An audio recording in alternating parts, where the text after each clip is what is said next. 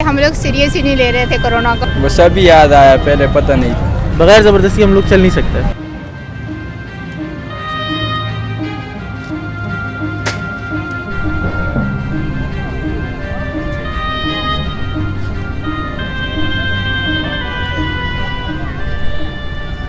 हम आए हैं 3 बजे आए हैं हम लोग ना।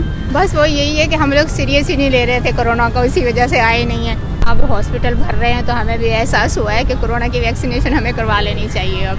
बस अभी याद आया, पहले पता नहीं। मैं तो रिक्शा चलाता हूँ कि फिर कार्ड नहीं होगा फिर रिक्शा नहीं चला सकता है, फिर इस वजह से। मुझे अभी इन्फॉर्मेशन मिली तो मैंने अभी सोचा कि चले मैं लगवा लेती हूँ। पहले मुझे डर लग रहा था, पता नहीं क्या क्या बातें हो रही थी, तो इस वजह से अब ये है कि बहुत ज़्यादा हो रहा है कोरोना, तो इसलिए मैंने सोचा कि अब लगवा लेनी चाहिए। मेरा अपना अल्हम्दुलिल्लाह बिजनेस है, तो मुझे उसमें थोड़ी कॉम्प्लिकेशंस होंगी, इस चक्कर में मैं आ गया हूँ ताकि मुझे आगे तो थोड़ी प्रॉब्लम्स ना हो बिजनेस में।